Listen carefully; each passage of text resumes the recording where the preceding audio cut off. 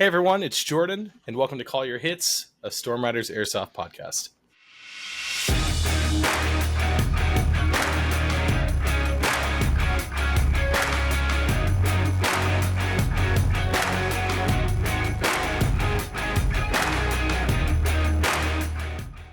Thanks for joining us, everyone. And no, you are not hearing and seeing double. It is Jordan back in the studio again for kind of like a part two, not really, / kind of the StagOps episode where we talked very briefly at the end how he and his team was going to Milsim West, and we could, have a little bit of a comparison maybe, which we'll talk about later. But this was Jordan's very first Milsim West event, the Balkar strike, which was held in Fern Glen, Pennsylvania, at time of recording just last weekend, so August 29th to 31st, 2025.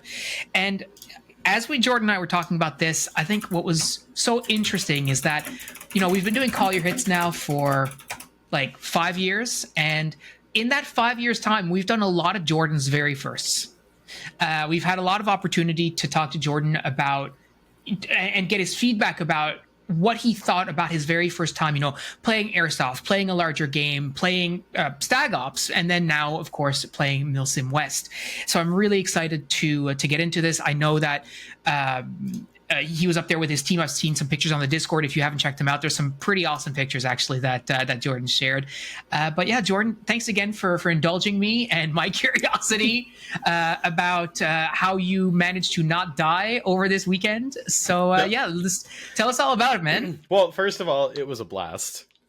This was everybody besides one person in our group that went in. I think it was like 15 guys from our group that ended up going down there. So not like we had a small showing. We had a good amount of people that showed up. So we had about 15 guys that showed up, and everybody except for one of them had played or had not played a Milsim West game before. Oh, wow. And I believe the only one other event was done by the one player that did play a Milsim West game. He can correct me if I'm wrong at some later point. It was Tanner. He went a long time ago with a Rust 14. And so we didn't really know what to expect, right? We've heard a lot of things about Milsim West, and the common thing that everybody that is like a Milsim West diehard fanatic will always say is like, oh, well, it's the only Milsim. That is like the tagline of Milsim West, that they all say it. The owner says it. They say, this is the only Milsim. If you haven't played a Milsim West game before, you haven't played Milsim. And I remember that used to trigger me, right? Like I'd hear that and I'd be like, what do you mean that this is the only Milsim? What are you talking about? I've gone to so many different Milsim games over the years, and definitely there's different levels of what you would consider a Milsim, right? There's some games that are Milsim adjacent. That's more like a skirmish, but with like different colored teams, tan versus green with specific uniforms. Then there's actual Milsim games where it's supposed to be, you're supposed to be portraying this force that is in an area that you're not supposed to be, with native forces that are trying to keep you away. And then you have what I would consider for this was a light infantry simulation, which is still Milsim. Right. But it's different. I feel like a lot of other Milsim games kind of put you in a position of somebody that's doing really cool stuff all the time. Right. Like SpecOps guys, like guys that are doing, night insertions, coming through with like boat missions and stuff like that. Stuff that regular infantry would not see. In Milsim West, it seems like a lot of their focus is to give you a true like light infantry experience. So you're not necessarily doing the coolest stuff all the time, but you are pulling security. You might be repelling attacks in the middle of the night. And when I say might, you absolutely will be. I will be talking about that at some point in this. You'll be carrying a heavy backpack. You'll be carrying your ruck with lots of heavy stuff over a good amount of distance in order to get to your patrol base or wherever that is going to be. There's just a lot more to Milsim West it's a lot more about embracing the suck, I would say, which from my knowledge is pretty accurate. Like I feel like most people I've talked to that have been active at one point or they're currently in right now, they'll say like, oh yeah, we just carry heavy stuff for long distances. Like you get really good at walking, carrying heavy things, heavy backpacks, carrying gear. We did that. I think over the course of this weekend, so just to clarify, we started Friday night and this went until Sunday morning. And Sunday morning, as in not like Sunday at 1 o'clock in the morning. This went, I think, until like Sunday at 10 a.m. Is when the game ended, and it was continuous. The game did not stop that entire time. But we covered 23 miles, I believe, is what it was. So 23 miles of walking in a not really easy to walk in environment. It was pretty much all uphill. Balkar itself is like a gigantic hill / partial mountain that you are walking up. And that is where like the entire game is based around, is like the summit of this location. So we didn't really know what to expect, right? We've been hearing a lot of super tryhard people that are saying like, oh, well, Milsim West is the only Milsim game, and you haven't played a Milsim unless you've gone to Milsim West. I'd say that a lot of our local games have really prepared us well for this style of game, for at least a lot of the guys in my group. To the point where it didn't seem like we weren't ready for this. It just seemed like it was another challenge that we'd have to face. But I just wanted to get that out there at the very beginning. You know, people say Milsim West is the only Milsim. I kind of get what they're saying. I think that they're saying it in a funny, like, gotcha kind of way, like, come play our game. But do I feel like I lived more as a light infantryman for the course of the weekend compared to other games? Absolutely. Right. That was more of the experience that we had this weekend, or this past weekend.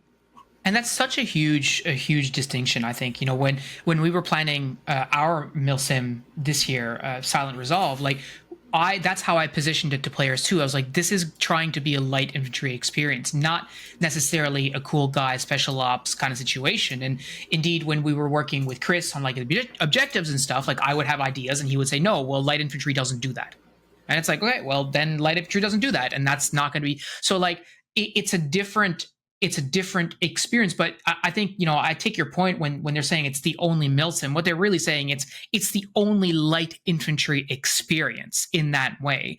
And that's probably fair. But I mean, as we'll see, and I'm sure we'll talk about in a bit, like there's lots of other Milsims that can prepare you. And like you already sort of intimated a little bit, like you can be prepared by other games for similar things. Mm-hmm. It's just variations on a theme, I guess, is the best way to put it. So talk about, I guess, the first part, which is sort of like the infill. Because I know we had talked about briefly, like, yeah, well, you just mentioned it's a huge hill and it's a lot of kit and all this kind of stuff. How did you make out with all of that? So did you feel like you said, it was an extra challenge? But there's challenge and then there's challenge, right? Like, did you feel prepared for that? Like when you were there, how what was your gut reaction? So my gear was prepared, right? Like I had like my ruck, I had my gear. I'm comfortable in my gear. That's like the most important thing. That is something that I will definitely talk about Milsim West being good for is there's not many situations where you actually have to live and use your gear for 40 hours continuously, right? If you got a new pair of boots and they don't work super well, man, after 3 or 4 hours, the rest of the weekend is going to suck, right? So it's like a great place to like iron out any inefficiencies that you may have within your kit. My gear was definitely prepared. I'm very comfortable with my stuff. I was wearing, we went militia, so I was going, you could kind of have like a hodgepodge of whatever kit really we wanted, as long as we weren't looking super high speed. So I was wearing a split rig with an open back so that I could carry my rucksack on me and not have any like pressure points or anything going on like my lower back. And I had a medium Alice ruck that's actually modified with like a plastic. I think it's a Molly 2 plastic ruck frame to it. So it's like an old school rucksack, kind of modernized, but it carries a decent amount of stuff. Not a huge amount of stuff because it's a medium size, but just enough. And I think rucksacks kind of get you into the same place as gear with lots of Molly when you're a new player, which is, wow, there's space in here. I should fill it with more stuff. And by forcing yourself to use a smaller backpack or rucksack, it really helps you think of what you really need for the event, as opposed to what do I want to carry. And that carries into the next portion of this, which was the infill, right? So I think my ruck was probably around 40-ish pounds after I weighed it. So add that onto the gear that you are currently wearing, and generally I'm using like gas blowbacks and stuff like that. I didn't run that for this event. I ran just a regular AG for this, just because I wanted to be as lightweight as possible before my ruck goes on. So imagine I'm wearing an extra 50 or so pounds on myself, maybe slightly more, maybe like 55-ish, including my gun and gear and helmet and various other things that I have. And it was a lot of weight. I had done only a few times have I done some practice rucks, which is just walking in like a neighborhood or, around my city with, a backpack with a weight in it, just like what people do with like weighted plates and stuff like that. And I had done that a couple of times for 3 or 4 miles at about 3 mile per hour pace, maybe slightly more, just to kind of prep myself for what it feels like to carry heavier backpacks over a distance. And I think that even though I only did it probably 4 or 5 times, I was familiar with what it felt like to carry a heavy backpack. I was familiar with what my body started to feel like when carrying a heavy backpack. And I was pretty confident that our infill ruck wasn't going to be like 8 miles. So I kind of kept it in like the 3 to 4 mile area, which what I thought was respectable for what we would be doing. But I don't have hills, huge hills like they have at this location. So was I prepared for it? I'd say probably more prepared than some people. There were definitely people that were more prepared than me that do it more often, right? But there were also people that were smaller than me, weight-wise, that were having a hard time on the ruck. And I am very proud of myself. I was actually very worried about this. I made it all the way up, and it was like without a hitch, right? Like it sucked. It was absolutely tiring. But we made it up to the top of the mountain, and it wasn't like I'm dying coming up here. It was just, I'm sure that you've experienced it too. You start getting tired and you get past the point of like, wow, this sucks, just to the point of I just need to get there. And you're kind of just walking and just continuously moving because you don't want to stop. Stopping is the worst, right? And I think actually that was one of the worst parts of the infill ruck was it wasn't we didn't take action because the teams that went in front of us, we were in platoon 1. And we had 2 platoons that went before us going up this mountain, and they started getting slaughtered. Like, I'll be real. We started walking up this hill, and NATO had infilled into the AO a few hours before us to ambush us, right? Like, as we were coming in. And the first platoons that went in front of us, as you know, we're just coming out of the parking lot while the platoons are making it up the mountain. They take like the first turn, and they just start getting huge contact from multiple blank fire and weapons. It's nighttime at this point, so it's like 10 o'clock at night, I think, is when we really got up there. And we're probably not even a quarter mile away from where we were just like staged, like waiting to begin, and we hear screaming and crying and blank fire going off, and it's dark, so you see the muzzle flashes like through the trees and everything. What was that like? Just as a quick pause here. Yeah. What was that like? Because was that your first time playing a game with like blank fire and stuff like that? So StagOps has blank fire as well, but not to the extent that Milsim West does. StagOps blank fire is only the staff that will do it, whereas Milsim West, you can bring a blank fire weapon as long as you are. You have to be known. Like you have to be like a known person that's been. I don't think you can just come in as like a random person, and start blank firing. But there's like an approval process for it. Then they do like a test fire with you just to make sure. I'm assuming they make sure that you have blank fire adapters on there as well, so you're not shooting rocks at people when you put your barrel in the dirt, and killing people with rocks out of your gun.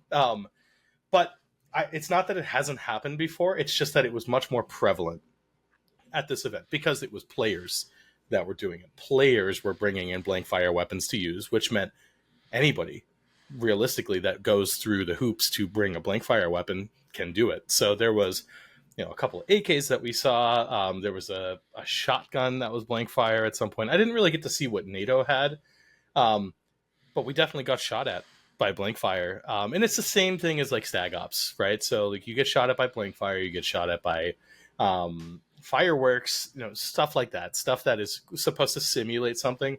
And you're supposed to immediately react to fire. You can't just stand out in the open while you're getting shot at by blank fire. Now, Milsim West does it so you don't have to call a hit, but realistically, if you're like, wow, I was crossing the road and some guy with an AK just like unloaded an entire clip on us, or an entire magazine while our group was crossing the road, a couple of you should die, right? Because that guy's spending money to do that and give you this experience and also have fun, right? Like he wants to have fun too. And imagine if like you're watching a group of guys run across the road and you unload 30 rounds into them and they just all keep running like It's like lame, I just spent right? Like $5 shooting at those guys and they're yeah, doing yeah, nothing. exactly. Like it's really lame. I think the event organizer called it like shooting like 4 or 5 like egg cartons at you like every time. Like Yeah. they're going through a magazine.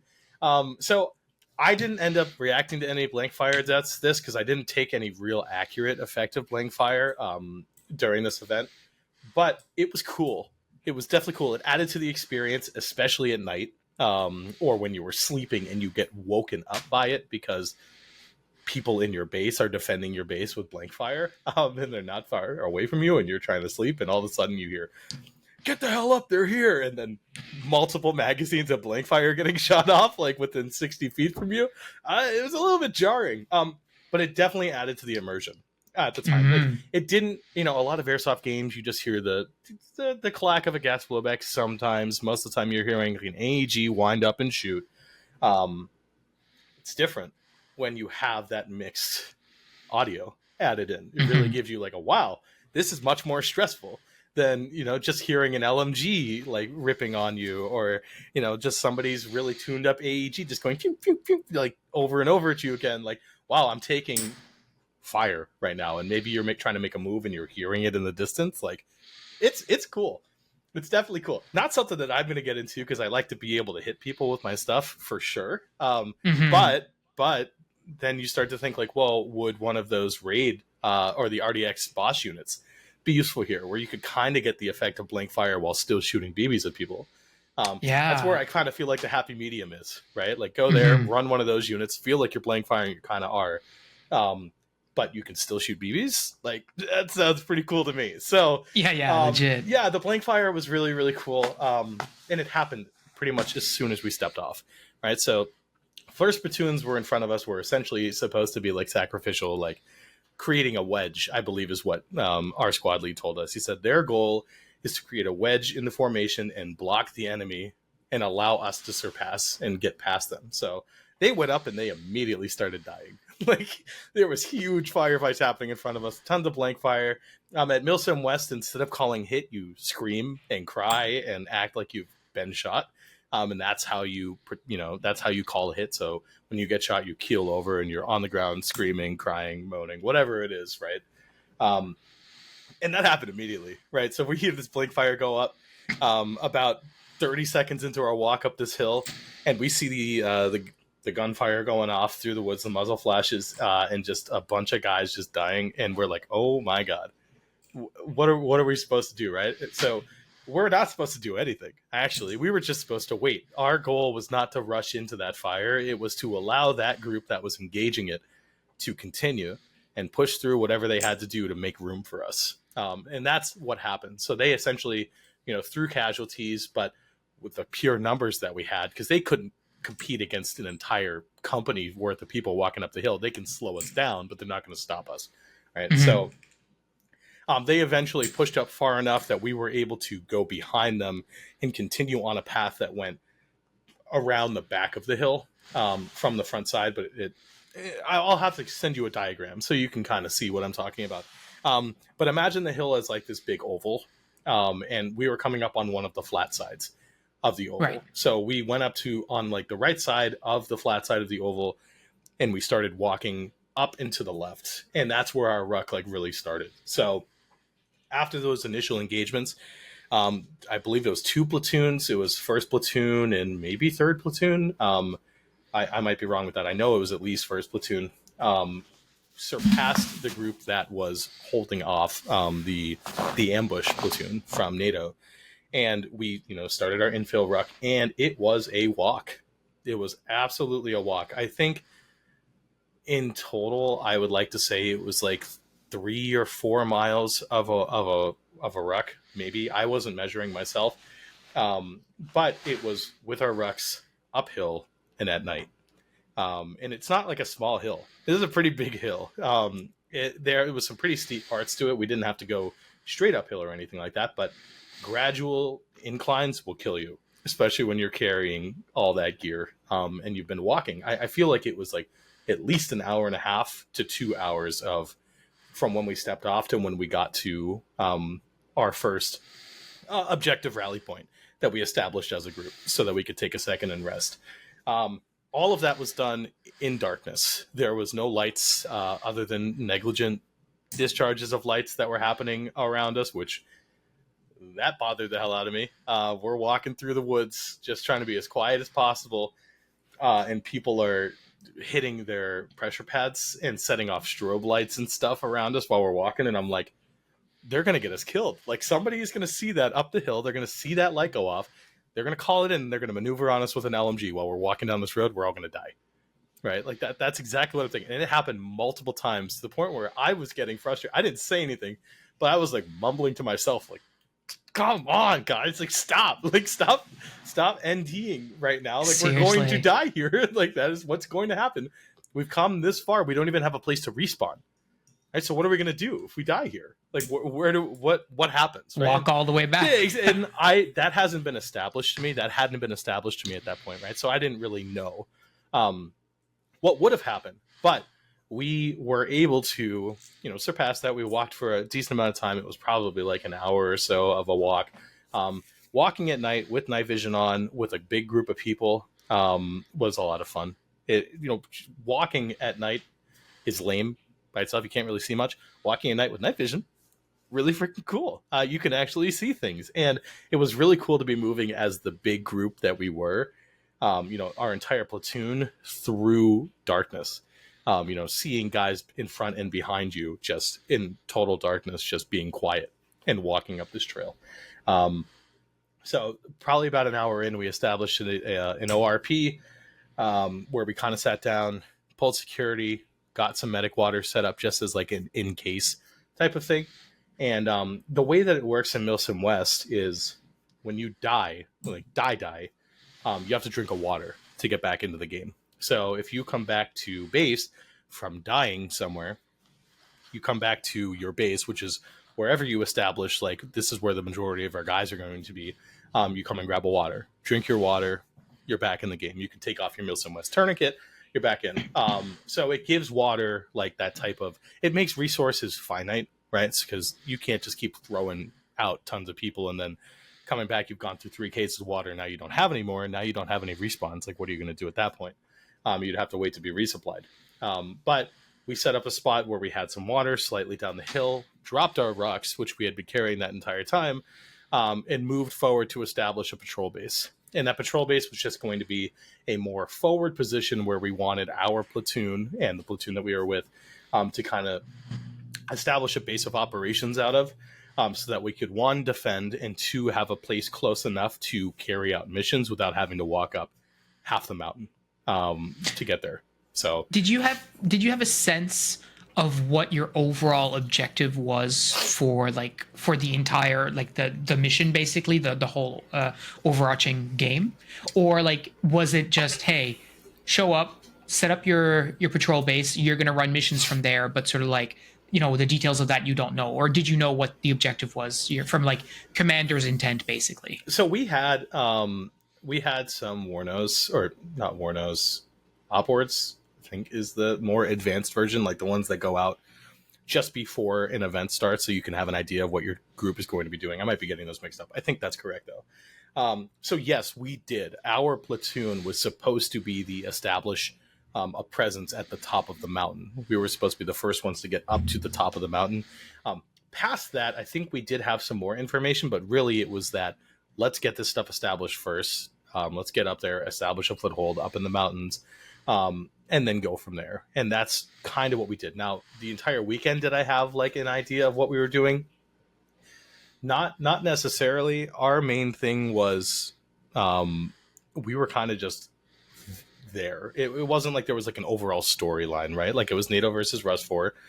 I didn't have LARPers or staff members or stuff coming over and like portraying an event for me. It was not like that. It was mostly just like territory defense, I guess, is what this game was. So, go into the enemy group's area, try to kill as many of them as you can, grab as many supplies from them as you can, because you can loot people, take their medic waters, all of that stuff, make it harder for them to fight back. So it was kind of like a tug of war is what it felt like. There was no overarching lore. There was no, event specific, like go and talk to the shaman that lives at the top of the mountain type things. Like Yeah. that wasn't what it was. It was purely warfare against Mhm. the other faction. Which is like infantry, right? Like you're not a specialized force, you're not combat engineers, you're not civic, you're not like any of that kind of stuff. Like you're just boots on the moon, so to speak, right? Like boots on the ground. Yep. Just go and hold this area so that other people can do whatever their job happens to be. Yours is just to sit in a place, dig a hole, watch an angle, and so be it, right? Yeah, I mean, we definitely had a couple of cool missions that we got to do, but it's different. We were at our base, the patrol base that we had set up, which we had made some actual cover. Like we were over there breaking down dead wood, stacking it up, like covering the walls that we were making with ferns and other leaves and stuff to make it look as natural as possible, to hide ourselves, right? Because we didn't want the patrol base that we were in. I don't care, or we don't care if the enemy kind of knows the area that we're in, but you don't want it to be easy to walk by and be like, yes, that's the enemy's base of operations. Like, Yes. I could definitely tell that. So, we try to kind of tuck away everything as much as possible. So we had a big, a stint at that where we were doing just some base defense. I would say it was longer than a stint. There was a period of time on Saturday where we're used to StagOps events, which is wait, get a mission, go on the mission. If you're not getting a mission, you're not really going out, right? Like you're going and doing defense, like you're going to be holding a position or something like that, like holding security.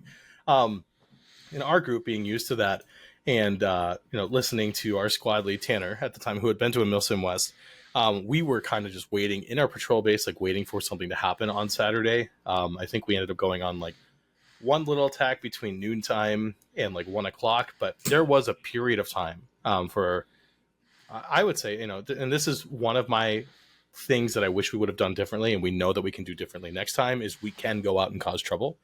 And not wait for cadre and command to tell us like, hey, go on this mission, right? Like we were at base holding defense on a patrol base, which was a very important thing. NATO was not that far away from us, right? And they were constantly putting probing strikes out onto us. So there was a group that needed to hold defense on base. It just shouldn't have been us the entire time. We should have been rotated out. And next time we know that for those types of things, instead of being in base for 8 hours or so, playing defense, we can be like, hey, let's take 5 guys, send them out, like put a recon element and see if we can get into some trouble over there, see what's going on. Or, hey, let's see if we can take, the squad and go out on a recce movement to see if we can find the enemy's supplies, that type of thing. But no, we didn't have like a goal, I'd say, other than don't let your base get taken. That was like, Gotcha. It was like, hold your zone, make sure that people don't come in and take your stuff, take your supplies, and send you back down the mountain. So by the time you got up the mountain, got your RP set up, then your patrol base set up, and started like camming it up and stuff, I guess it must have been Saturday morning by that point, right? So we got to our patrol base Saturday night. I think we got there probably around 1 o'clock in the morning, I'd say. Okay.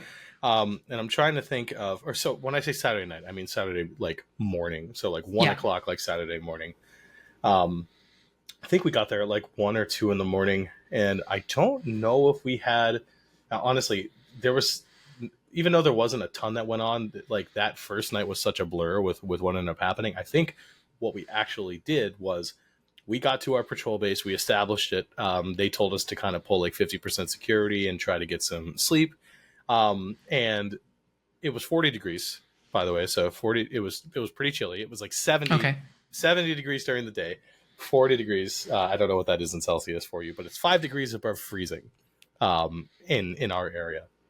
Yeah. So pretty chilly. Yeah, it was cold. And you're you just wrecked up the hill, you're sweaty, you're all this, and you're like, okay, I'm going to try to get some sleep. So we're trying to get some sleep. And then the blank fire started. So we're trying to get sleep. You're sleeping in mostly all of your kit. I didn't really lay out all of my gear. Like I didn't take out all of my stuff. I ended up just kind of like laying on the ground. And so this is a thing to improve on for next time. I brought a bivy sack with a sleeping bag in it. And as you know, most of the sleeping bags that are made to interface with a bivy sack are kind of mummy-like. They get tighter at the feet, and that is not really conducive to getting in with boots on. I'd Yeah. say getting in with like full gear on, it's tough when you're in a tighter sleeping bag. So instead of going into the sleeping pad, I opted to just lay on my sleeping pad, which meant I woke up in the middle of the night at first freezing, right? Like I woke up like an hour after I went to sleep shivering, and we were actually getting attacked when I got up because, you know, gunfire starts going off. We hear 1-4, get up, they're here. So we get up, right? I'm just out of nowhere, throw on my helmet, and I'm like, okay, where are they? And I'm like, where are they? Like I'm shivering, like really loudly shivering. And Svensson, Dan Svensson was actually there, and he's like, Jordan, you don't sound good, man. Like you need to put a damn jacket on. And I'm like, I know. So I was cold, like first thing that happened. And I think it's like you're hot at the time, and then your body goes into sleep mode, and you're not doing anything at all, right? And it's like you were fine until you're not. And now I'm cold. It's hard to get not cold. So that went on for a period of time, and what I learned from that is what I want to do for the next event, as long as it's within reason. I want to bring my bivy sack, my sleeping pad, and a whoopee, so I can get inside the sleeping, or I can get inside my bivy sack. I can, you know, be comfortable in there because there's a decent amount of room inside of it, and I can cover myself with a whoopee, as opposed to having to get into like an integrated sleeping bag that's within it that's like tight and difficult to get into. I think that would have kept me totally warm in combination with like my beanie, my wool gloves, and like a soft shell if I really needed it. But I roughed it for the first night. I slept on my sleeping pad with my soft shell on, with a beanie and wool gloves, and that was it. Like I didn't even cover myself with anything. I just held myself together like this, and I'm like, I'll be warm enough, right? It was cold. It was definitely cold. Won't do that again next time.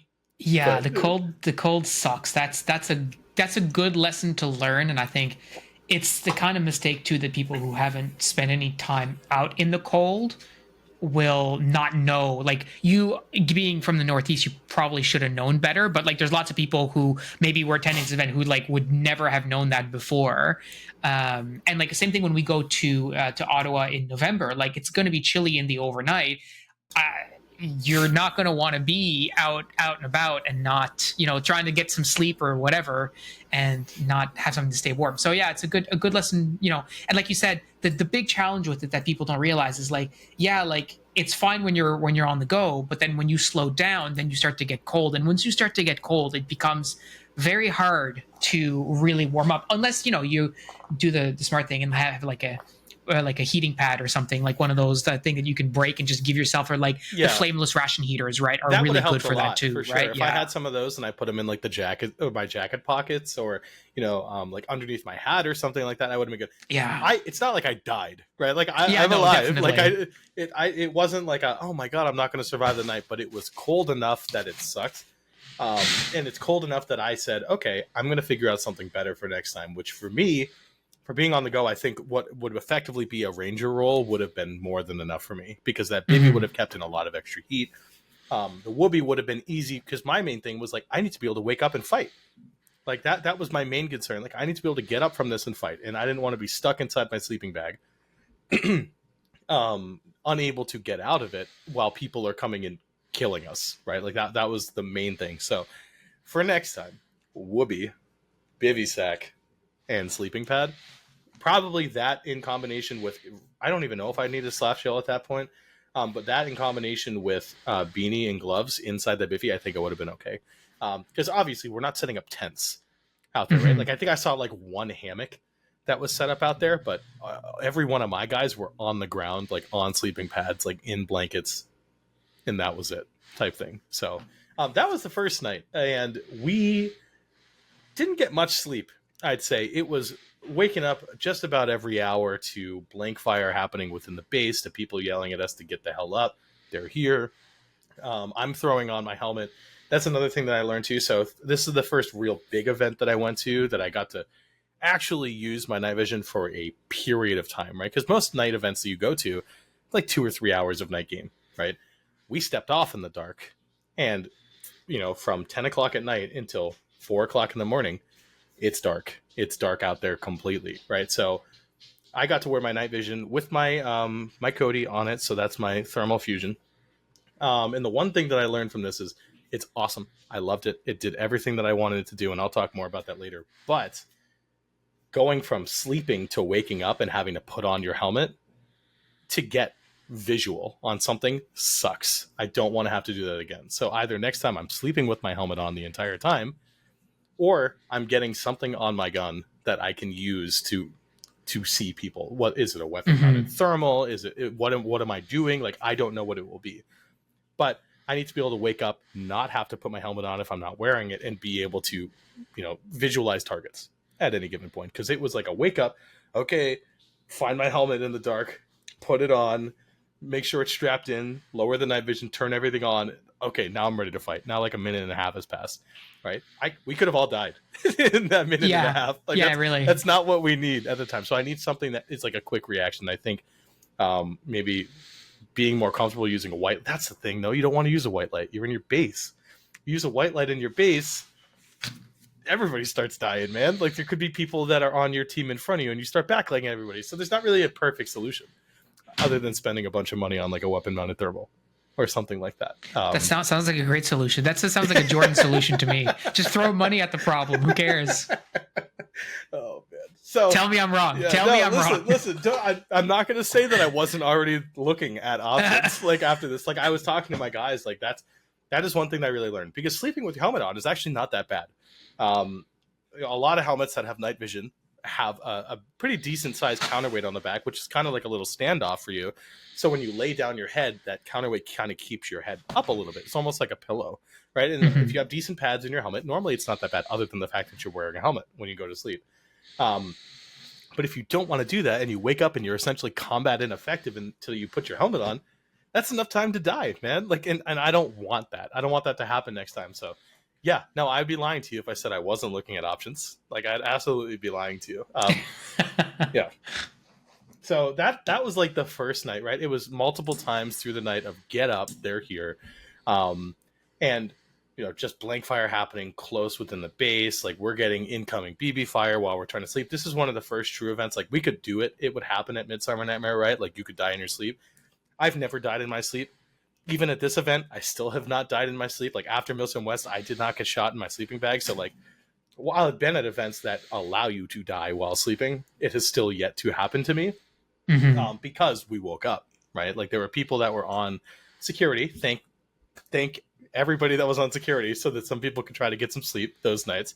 But that was an event where it's like, I really don't want to get sent home in my sleeping bag, because if you do, that means you're packing up everything that you may have put on the ground already, and you are vacating the premises.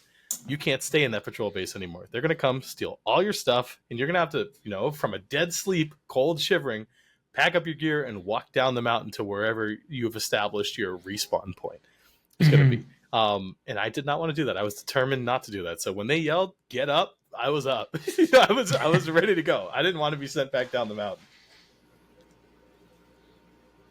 So, I mean, you've had all this like this night fighting and like this like 1 hour sleep or like interrupted every hour, et cetera, and then day breaks and you're still doing that, right? Like it's not like it's over. You're only really not even 12 hours into the game at this point, right? Yeah. Like, you're only just beginning. So I think we ended up waking up, like we ended up getting like a 2.5 hour period where they didn't attack us. So like we were able to go to sleep. And I think it was between like 6 a.m. and 8 a.m. or something like that.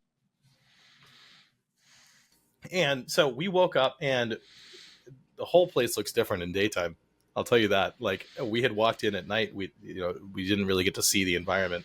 And then we get like an idea of like kind of actually where we are. We talked to our squad lead. He says, "Hey guys, like, let's start building some fortifications inside this patrol base. Like, we're probably going to be here for a while. That's the idea, right? Let's make sure we can get dug in. So this is a defensible position if the enemy were to come over." So we spend a few, maybe like an hour or two getting some cover made. Edgar and his group made some really awesome cover that was like low enough and covered with ferns that it looked like an embankment. It just looked like a dirt mound. It didn't look like cover that somebody had made, right? So, and they had actually built in like murder holes into it too. So like they built it and they punched a hole through it so like they could see through it. And there's no rules on crack shooting, at least that I read at this game. And it's, you know, shooting through twigs and leaves and stuff, I wouldn't really consider crack shooting anyways.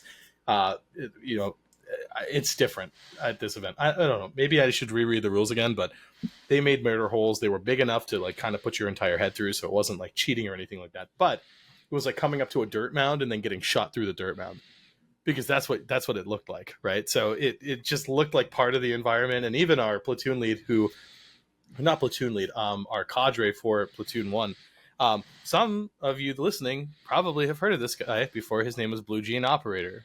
He's a prominent YouTuber who works for Milsim West now, and he runs cadre for like all of their games. I believe he's like flying to every single game that they have. I could be incorrect, but he was in our zone as well, and he even commented on the cover like, wow, that's some great concealment. Like, it doesn't even look like it's cover at all. Like, it doesn't. It just looks like it's part of the environment.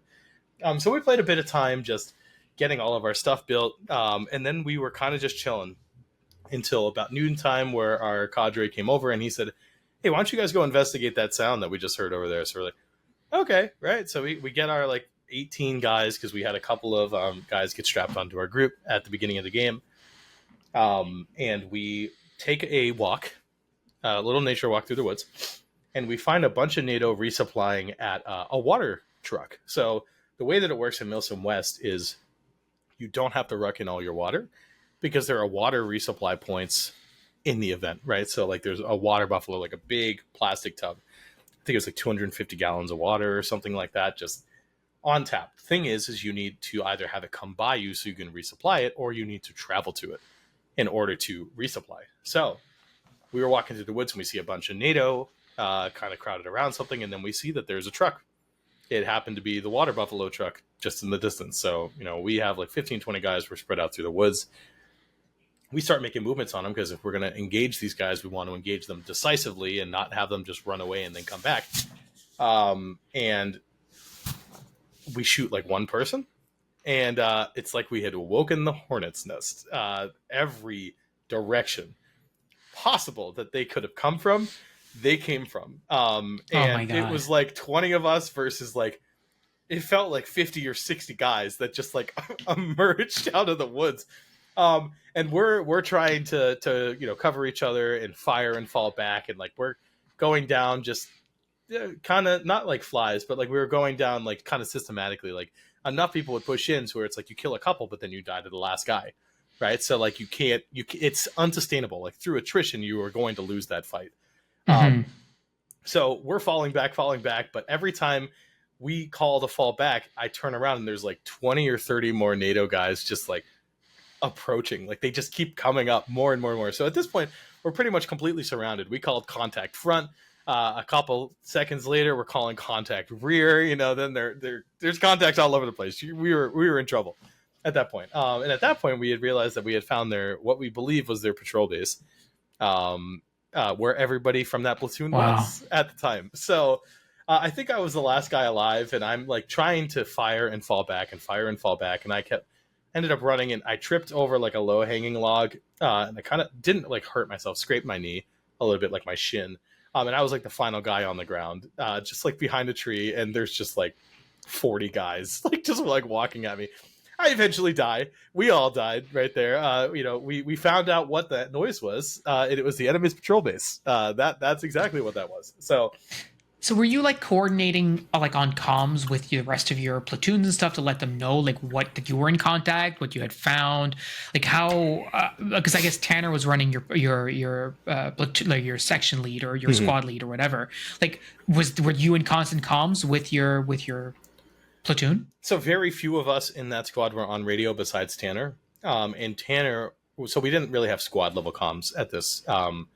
Tanner was the only one that was like on radio with our platoon. So like he was on radio with cadre. But and this is one of our things that we think could be improved at the next event, or, you know, we gave this feedback, was the platoon cadre were going out on missions, and when they'd go out on missions, they would go on to squad level comms, which meant that we couldn't reach them, right? Because it seemed like they were using one radio. I feel like if you're going to go on squad level comms, you should probably have two radios. or a radio that can listen to both, because you got people that are trying to call out to our platoon lead, or our whatever they are called for this event. There's 2 guys that are like the cadre for this on our platoon. We should be able to reach them. Anybody should be able to reach them at any given time. So when you go out on a mission and you turn off your or you put on squad comms and turn off your platoon net, essentially it kind of leaves your platoon like, hey man, what's going on? Like, what are we supposed to do? Just blowing in the wind. Exactly. Yeah. We're just kind of hanging around. So were we on platoon comms? Yes.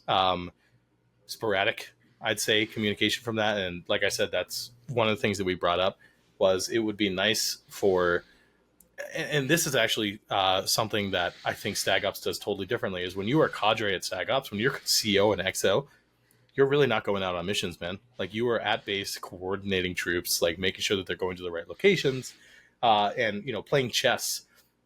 But at this, like, the cadre was going out on missions and stuff like that. So there was times where cadre just wasn't at base, and that meant that there were squads that were ended up kind of just being at base waiting for orders from cadre that weren't there. And now that we know that that's not the case, right? Like, we can go out and do things that we want. We will make sure that we don't do that next event. But it was kind of a tough way to learn. I guess so. I mean, right now, like, we're still on sort of day 1, because night 1 was getting in, infill, set up the base, etc. And now you're on day 1. You find the NATO patrol base. It's around you get 1 completely in the afternoon. Yes, it's around 1 o'clock in the afternoon. And that was the period of time where we had a lot of downtime. This is where we ended up hanging out at base. We were at base realistically from like 2 o'clock till like 11 o'clock at night. We were at base. So it was a long period of time where we were just kind of chilling, hanging out with the homies. We would have been going out and causing trouble if we knew that we could have, which we will do next time. Absolutely. But we did get to do a lot of hanging out with the homies and a lot of base defense, a lot of pulling security, because if they were to roll through a patrol base and there was nobody there, that's it. Like, where are they going to respawn? We're going to have to go find somewhere down the mountain, and then everybody will be upset about that, right? So will we do that next time? No. We'll make sure that there's a squad at base before we go out and leave and do something. But we were still pulling at what was a necessary thing. It just shouldn't have been us the entire time, right? Like, being at base for 2-3 hours, okay, that's reasonable. Like, that can happen sometimes while other people are out on missions. But between 2 and 11 o'clock at night, a lot of time. That was a lot of time that we were just at base, right? It sounds like there's not a lot of coordination from like the platoon level, like for like the cadre level. Like, that could have been improved a lot on like understanding like where are your assets, who's being utilized, and definitely easier to do if you're actually at your base looking at your assets versus sort of in the shit, so to speak, like in the middle of a mission or doing whatever, right? So I totally take your point. Like, the advantage of having a cadre that's not actually playing enables you to make sure it's like, wait, hang on, 1-4 has been here for like the last 6 hours, guys, you should go do something, I'm going to get somebody else. Kind of like, when we were at Iron Horse, we were in those tunnels for 2 hours, and then Big Red is like, okay, guys, we're getting someone to replace you. Like, you can't keep doing this. Yeah, exactly. I mean, yeah, you know what I mean? Like, so yeah, there's certainly an advantage there, right? And that wasn't, do I hold it against anybody there? No, we could. No. We could have like spoken up and been like, hey, we want to go do stuff, but we thought we were doing what we were, needing to do at the time. Our squad lead said, hey, we might be here for a while, so we're kind of like, whatever, like, we'll be here, and we ended up just being able to hang out with everybody, like, which was probably part of the highlight of the weekend for me. Like, yeah, it was downtime, right? But it was downtime, and we were there with everybody that we wanted to be there with, right? Like, we had like a lot of people there that were our closest and best friends.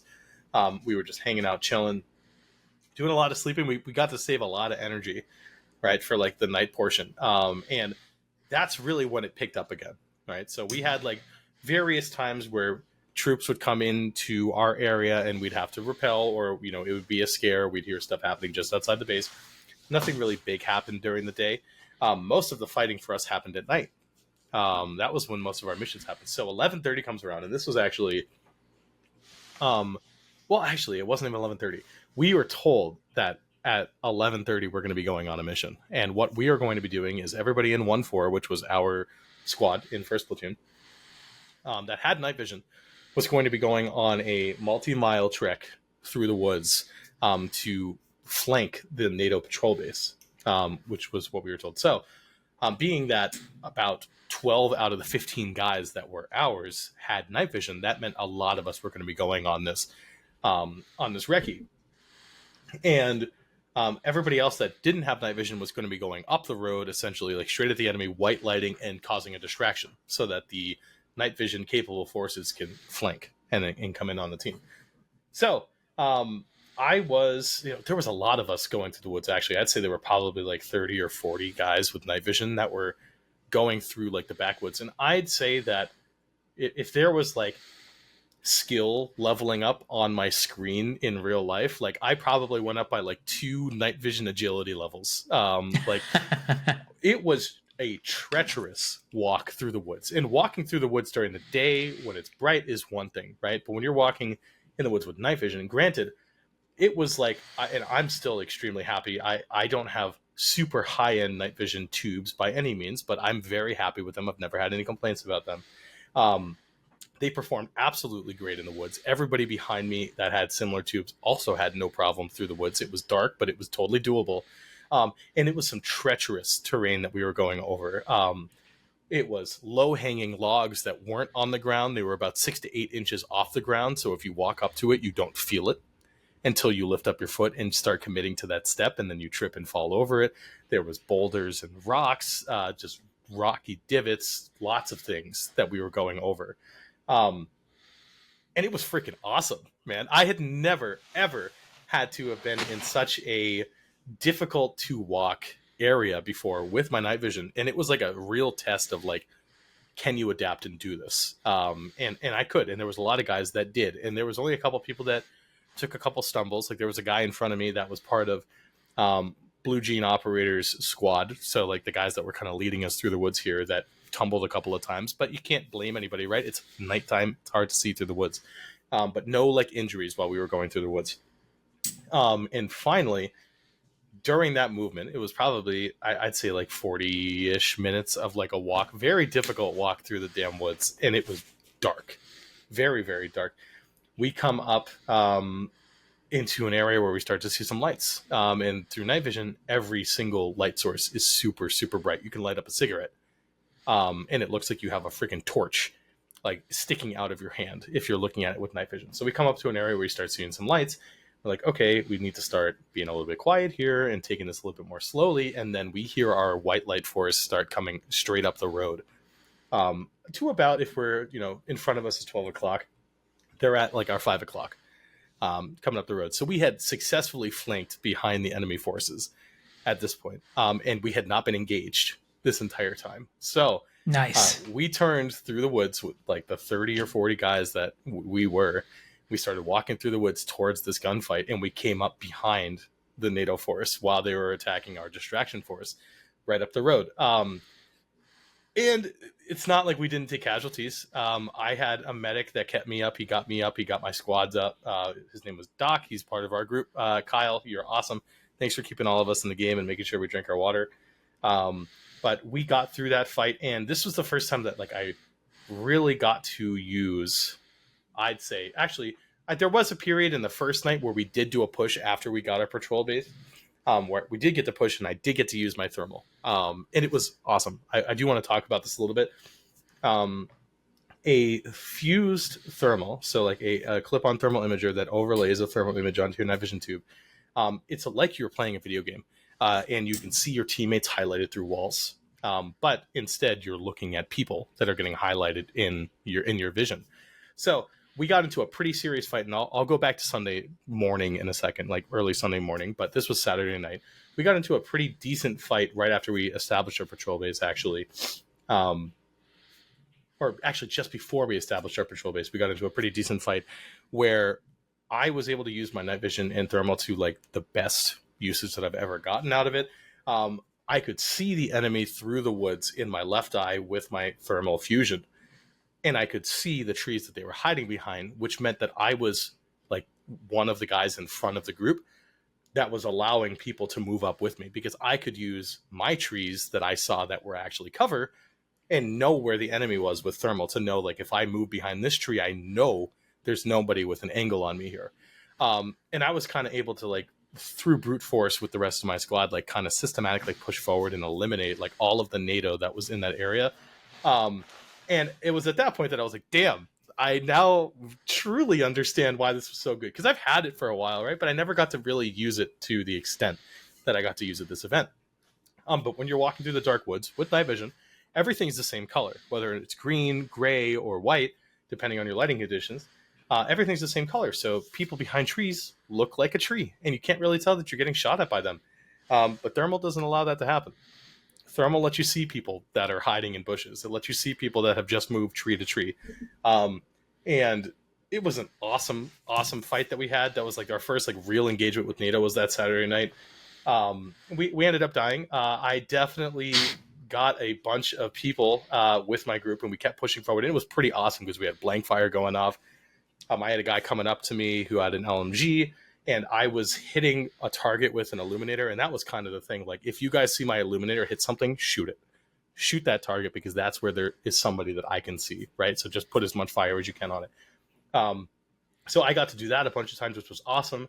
There was a guy that was sneaking up across the road from us who I saw in my thermal, and we put effective fire on him, so I had to take cover. And I like sprinted up the road and came up to the side of him where he didn't have any cover from me anymore, and I was able to get him. All because I could see him with my thermal. If I didn't have that, he would have just looked like a tree. I wouldn't have even seen him walking up on us. But this was the first time that I really got to use my Cody, and it was freaking awesome, man. Like, that first Saturday night, I came back to base. I was like, yep, that's about exactly what I expected it would be, what I'd hope it would be when I use it for the first time. And that carried into the Sunday night as well. So we get into that big engagement on, late Saturday night, early Sunday morning. And we come up behind the NATO patrol base, and we have our main forces moving straight up the road, and we were able to flank the entire enemy patrol base. And we had guys going through and clearing out the base itself, while we were able to clear out the accessory forces that were there supporting, because this was where their water supply was. And it was like an entire platoon wipe at that point. So we killed like every single person that was part of NATO in that area, and sent them walking at like 1 o'clock in the morning on Sunday. So that was fantastic. And did you like take all their stuff too, like all their like supplies, or because you mentioned when like they had the water truck there when you came across them the first time, like did they have stuff for you to take when you wiped them? Like, how did that work? So we didn't get anything from them the first time that we fought them. One, because our group ended up dying and falling off the first time. The second time, I do believe that we grabbed like their water, not their water supply, but we grabbed like their medic waters and stuff out of their base.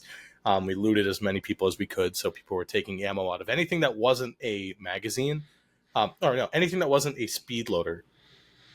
You couldn't take ammo out of. So like, I'm saying this wrong. Bags of ammo, loose ammo in your speed loader is considered loose. So loaded magazines you can't take ammo from, but anybody that has spare ammo on them you can steal, right? So you would come up and loot them, ask if you can loot them. Sometimes they'll be like, yeah, here's ammo. Other times they'll be like, yeah, you can loot me, and then you have to actually search them to try to find the intel that you want, which is kind of cool, right? Because that means that if somebody doesn't search you well enough, they'll miss something. And that happened to me. I had a speed loader full of BBs at one point, and to be clear, this is supplied ammo. This isn't bring in your own BBs. So there is a supply chain of you can run out of BBs, which is what happened to us in like the first engagement we got into on Saturday morning, early Saturday morning. So we did go through the patrol base. We sent them walking. They couldn't stay in the patrol base anymore. I'm pretty sure we stole all their water and as much supplies as we could. And then we went back to our base on, it's now early Sunday morning. And we essentially prepped for counterattack, right? Like, all right, we just went through, we kicked everybody out of their base. Like, we woke them up. There were guys sleeping. Now they're packing their stuff. They're walking away. When are we going to get attacked? Essentially, that's what we're waiting for, right? Mm-hmm. And Sunday night or Sunday morning was another one of those long waking up multiple times through the night. There's people in the area. There's blank fire going off. We were told that there was supposed to be a huge element moving towards us around 5 a.m. 5 a.m. came around. There was nothing there. So we're just kind of like, all right. So we go to sleep, right? I wake up. It's probably about 7:30 in the morning. I'm using the bathroom, and I'm just behind some of my squad mates, and it's daytime at this point, so a little chilly, just wearing my soft shell and stuff like that. And I see one of my guys kind of like look funny and then like take cover and like start rifling through his stuff. Tanner, it was Tanner. I was like, huh, well, I wonder what Tanner's doing. And then I see him look up the road, and I look up the road, and there is what we come to find out is a company-sized element of NATO pushing our base. And it's still sleepy time. Most of our guys were asleep. So I turned around and ran back to my guys, and I'm like, 1-4, get the hell up. They're here. Get up. Everybody's scrambling to get their gear on. Jeff, I love you, man. It was hilarious. Jeff is like the most ready to go guy. Anytime that there was something that came up, Jeff would, out of a dead sleep, wake up, and he'd be like he was sleeping, but he was like already ready to fire. So this time, like when I ran back, I'm like, everybody get up, like they're here, because we're about to get totally annihilated by this group. Jeff wakes up and his glasses are on, like partially sideways, and he gets up and he's already aiming over cover, like ready to engage people. But you can tell he's like, like just woke up. And it was hilarious at the time. I still think it was awesome. And we got into the biggest firefight of the game at about 7:30 in the morning on Sunday morning. So NATO sent quite literally a company-sized element to our patrol base at 7:30 in the morning. And due to our, exquisite use of natural cover and base building and other fortifications that we had built ourselves, we were able to hold them off for a significant period of time until finally we all died. But this was, again, a company-sized element versus one platoon of guys. So we had maybe 50 guys at this base. They threw everybody at us, it seemed. They were coming from all directions, from north, south, east, west. They had flanked around behind us. There was a point they got into our base while we're there. We eventually all die inside the base. They send us walking as well. And we're just like, all right, it's 8 a.m. What are we supposed to do? Like, pack our rucks? Like, where are we supposed to go, right? And what we hear is that, like, the next coming moments are going to be, like, the final parts of the game. So it's probably, like, 8 and 9 in the morning at this point. We're like, okay. We walk down the road. We meet at what I would consider as an objective rally point where we had a bunch of medic water. We all revived, and we came back for, like, our final attack, our final big battle, full of blank fire. Lots of BBs flying all over the place, people dying, screaming, crying everywhere, right in our patrol base, which I want to give us credit for this. It was so difficult to find where the hell we were because our patrol base was so well hidden. There was nothing that like stood out like, oh, that's very clearly a base. Like all of our like encampments and stuff like that were all camouflaged. Like we had all these walls up. Like it just looked like you were in the woods. So unless you were in the spot standing over your stuff, it was extremely difficult to find where you were when we were over there. Our final fight happened there. It was a huge push from both NATO and Rust 4. Our forces ended up backing us up. The other two platoons that were supposed to be there when the company-sized element moved on us showed up. I think it was 45 minutes late. So they finally showed up. It was a big battle. And that was the end of the game. Phil, just a nice, huge, gigantic battle ending around 10 a.m. Who won the battle? That's what I want to know. Like, who can say? You know, there's a lot of people dead on the road at the end. But that was where the game ended. It ended right outside of our patrol base with, and essentially a full force on force, everybody from everywhere fighting, all at the same time. So, I mean, that sounds crazy. My first question though, I think is your gut reaction. So you finish this event, you're done Milsim West, but you've also done StagOps. How immediately in your mind, like, how did this compare? Like, how did Milsim West compare to StagOps on your experience, aside from the whole light infantry stuff, which we kind of have already talked about a little bit, right?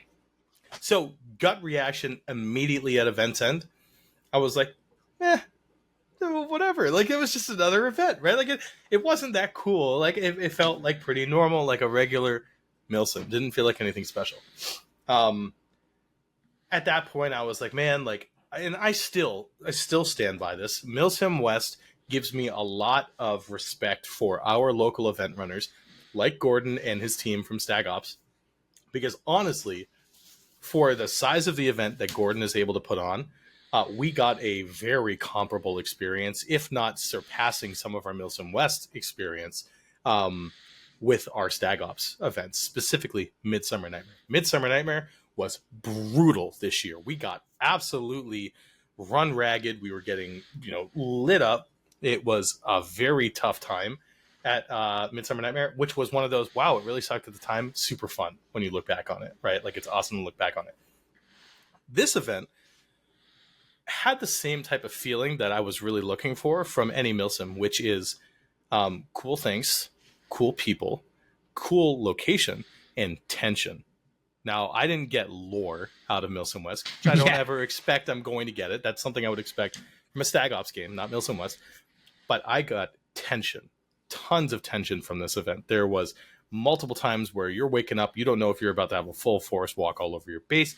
You don't know what that sound in the woods was. Like, you're waking up, you're scanning your location. Like, there's blank fire going off all over the place. Like, you never really felt safe at Milsim West, right?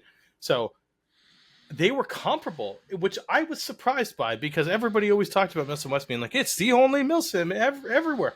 I enjoy them in very similar ways, in very different ways. And I think that StagOps does an amazing job at what they do with lore and story building, and a ton of effort into that, right? And trying to give the players that experience, where Milsim West does that through pure numbers and the locations that they do, which is awesome, right? Like, it's two completely different things. You have one that's like you're going to watch a movie, and then you have one where it's like you're going for a hike. Like, two different types of entertainment. A lot of times you come out happy with both, right? But they're two different things. So I would consider Milsim West more like a very nice hike, whereas StagOps is more like an action, storyline, like a thriller, like psychological stuff, like totally different. I'm not saying that Milsim West is like a nice hike. Like, that hike, it sucks. That hike sucks, right? Like, that hike sucks, and maybe you're cold the whole night, and like, there's things out there that are trying to kill you and stuff like that. But it's different. It's a different type of event. But it did give me a huge amount of appreciation for Gordon and the things that his team do, because I loved them both, right? And that was my first initial gut reaction was on Milsim West. I was like, like, hey, the game's over. I can't wait to get down this freaking mountain and start driving home. We had a 6.5 hour drive home. Now, after the event, right, we're all driving home. We got all of our gear packed up. That infill ruck felt like nothing compared to the the leaving ruck, because you're tired, you're sore, like, your feet hurt, like, everything hurts, right? You just want to get out of there. And we finally get back to the parking lot. I'm like, thank God it's over, right? Start driving back. We're talking in the group with our friends, and we're like, so what did you guys think? Like, let's give some ratings. And we got some people saying like, I'd say that was like this, and then Milsim West was like this. And generally the Milsim West ratings were seemingly lower than StagOps, right? Like, if StagOps was an 8, Milsim West was like a 6 or something like that. As the days went on, and as that day went on and come into yesterday, it seems like almost everybody went through the, wow, that really sucked, it sucked type of feeling, to, wow, that really sucked, but it was freaking awesome. Yeah. So almost every single person that I've seen that's done like an AAR on it has the same type of complaints, right? Communication with cadre, downtime, things that we can change going forward, right? But every single person that I've seen write about it was also extremely happy and said that it was one of their favorite events, if not like their favorite event that they've done so far. And I think it's just a completely new experience, right? Like, it's something that we've never done before. It's been this big, mean ghost staring in the corner, like, haunting us, like, you guys can't do Milsim West, you're just local Milsim players, you're not ready for this, like, that the type of things that we've heard about it, right? Like, oh, if you're not actively preparing in the best, like, in really good shape, you're not going to be able to do it. And that was like a big hurdle that a lot of us crossed this weekend, myself specifically. I felt extremely accomplished by being able to make it through the event, and I will say our entire group, no attrition. Every single person in the group, even our randoms, even though there was some struggles with getting up the mountain with a couple of them, we all made it through the entire event.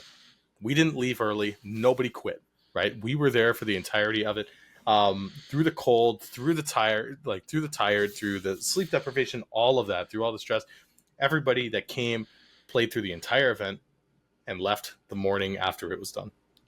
And it was just a kind of surreal experience. We had been talking about it for a while, right? Milsim West is like that, the goal, like the gold standard. You must go do this, or you haven't played airsoft. And I understand what people are trying to say like that. I don't agree with it, right? Like, I think it's a different experience, like we've talked about. But I'm more so super happy with the fact that we did it. And now we can say that we've done it. And now that I have done it, I just want to do it more. Like, I want to go out and do that experience again. Stuff that sucks, but you're doing it with 15 of your friends. Man, it doesn't suck so bad much anymore when I get to look over at my guy who's, you know, about to quit on the mountain. And they've heard, like, man, Jordan's been psyching himself out. In fact, in the last podcast, Phil, that we talked, I said I was really worried about myself making it up the hill. And I still felt that way, right? Like, I didn't feel like I was physically prepared to do what I needed to do. I did it. Come to find out, there were a couple of other guys that were in my group that were like, Jordan, I was this close to quitting, right? Like, I was this close to saying to our squad, like, Jeff, like, I got to drop out. Like, I got to go walk down the mountain. And they said, but Jordan, we saw, like, you psyched yourself out so much that if you are still going, we better keep going. Like, we better not quit. And I think that's where bullying is kind of a good thing, right? Everybody was afraid of quitting and then being bullied by everybody else. Like, unless it was some seriously bodily something that happened, right? We weren't going to let anybody quit while we were up there. In fact, the first night, one of our guys was like, man, I didn't get to, I wasn't cold. I wasn't warm enough last night. Like, if it's that cold again tomorrow night, like, I'm seriously worried about it. And I think, even though he'll say that he didn't say it now, I'm pretty sure I heard him say, like, yeah, you know, I might leave if it's going to be that cold again. And at that very moment, I said, no, you won't. We're going to figure this out. You'll huddle together with somebody else. We'll get another blanket, like, cover you in a tarp, something. We're going to make sure that you stay on this goddamn hill. And we did that. Everybody in our group made it through. It's one of those events where if you weren't close with the guys before, you definitely are now. Everybody came out of that with, like, a new respect for everybody else who was there through the suck, through the crap that we had to deal with, through the cold, and through the hike. And we came out of it on the other side, every single one of us. So absolutely awesome. I loved it. Looking back on it now, I'm like, damn, it's funny because I started posting in the Discord, like, show of hands, who's coming to another Milsim West with me? And I had just posted about maybe buying a new gun, right? Like, buying an RPK so I could use, like, an LMG on militia side. And somebody was like, yeah, I think Jordan's hooked after one game. And then I posted after that, like, who's coming with me to another one? And they were like, yep, he's definitely hooked. Like, he's sucked into this. And yeah, man, it was awesome. It was awesome. It wasn't like the most amazing thing that I've ever done, right? But it was just a completely new experience. And it was with all of my friends. Yeah. So it was a fantastic time. It's, you know, like, obviously I've never done Milsim West or anything like that, but I've done very well. I've done very hard things, and they're addictive, right? Like, when you, like, you know, it's not exactly the same situations, but it's very similar. You're thinking about how hard something is going to be, and whether you're doubting whether or not you're going to be capable of doing that. And you see other people do that, and you go, shit, I'm not that guy. Like, I'm not as fit as them. I'm not as strong as them. How am I going to do that? Like, all this kind of stuff. And then you go, and number one, you have enough guts to sign up for it, which is a lot easier if you have a good group of people going with you, for sure. But I have tremendous respect, by the way, for people who will sign up by themselves for an event like this, which is crazy. Oh, that's crazy. I digress. Yeah. But, like, going up and doing it, and then you go and you challenge yourself and you get into this space where, like you were just talking about, where the only thing you can do is that relentless forward motion, right? One step in front of the other, don't stop, just keep going. And then you get there and you realize, not only did you get there and do the thing that you were concerned about doing, but you're in much better shape than you thought you would be. And you're like, okay, yeah, I did a hard thing. And then you keep going and you do another hard thing and you do another hard thing. And by the end of it, you're like, wow, like, look at all these things that I've accomplished. And then you're physically in pain and all this kind of stuff. Like, gee, that sucks. Every single time I've done, like, a super long distance run, I was like, I'm never doing that again. That's the stupidest thing I've ever done. And then a couple days later, I'm like, maybe though. Yeah, what if I do it Right? again? What if I do it again? Maybe I'll get a next different. week it looks good. Like, Yeah, or like you're like, oh, I want to get an RPK so I can do that next time. And for me, like it's been other stuff. It's like, oh, well, if I had this piece of kit, maybe it'll make it easier next time. So so I totally get sort of that aspect of it. And when you talk about Milsim West as sort of like being like a really nice hike that kind of sucks and also involves airsoft, right? That's the thing that sort of for me, I'm like, yeah, so you understand what you're getting into. You haven't done a whole lot of this. You've done a lot of the like Midsummer Nightmare, action, horror, thriller kind of thing. And now, you're hooked to this new thing.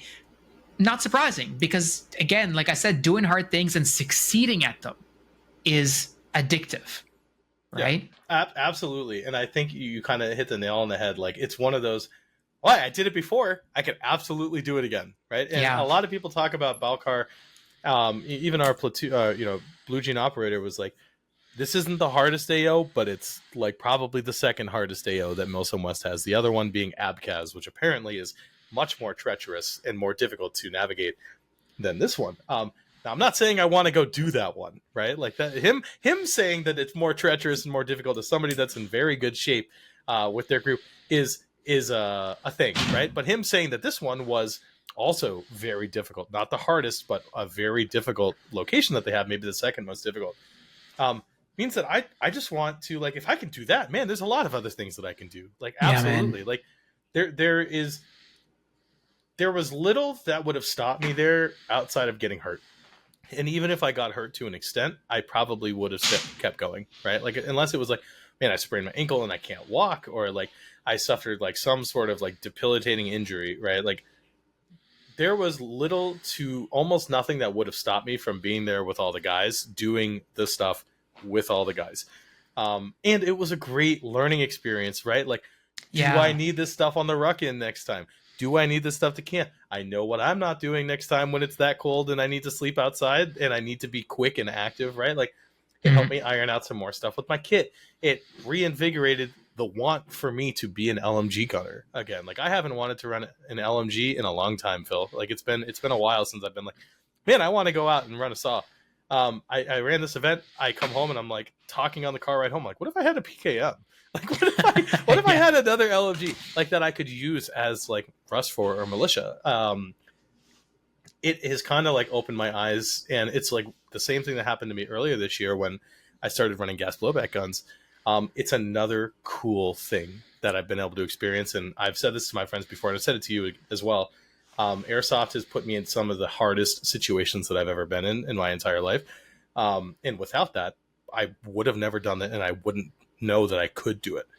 Right. And like, now I know for next time what I want to do. Now I know like how much food I need. Now I know what I need to bring for cold weather gear. Like, all learning experiences, all things that I never would have done as a regular person not playing airsoft, unless I'm crazy, I guess. Yeah. And I wanted to do that.